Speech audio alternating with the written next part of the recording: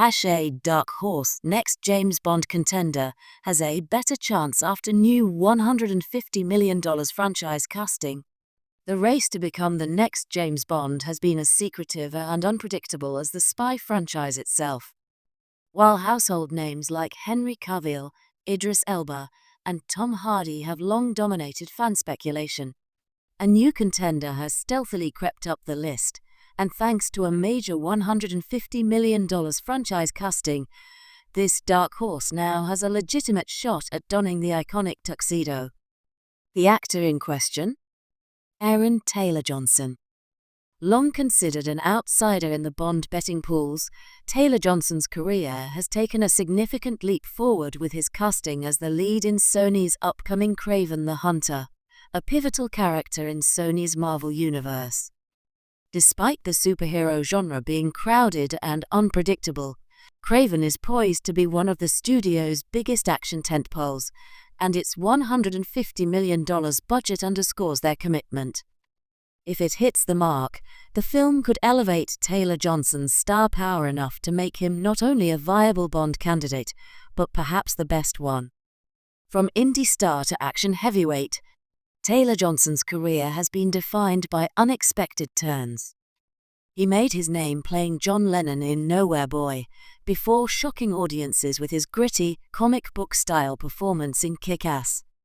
He displayed incredible range with his Golden Globe-winning role in Nocturnal Animals, and then dove headfirst into blockbuster territory with Avengers, Age of Ultron, and Godzilla. His resume is as eclectic as it is impressive, but he's never quite fit into the conventional mold of a leading man, which, ironically, makes him a perfect fit for Bond.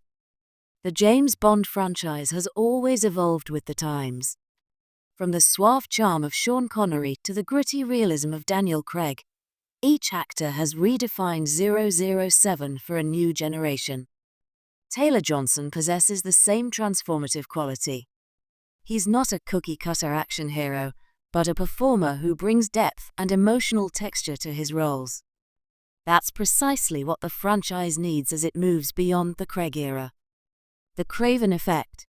Sony's choice to cast Taylor Johnson as Kraven was initially met with some skepticism. After all, Kraven is a brutal, animalistic anti-hero, a far cry from the sleek sophistication associated with Bond.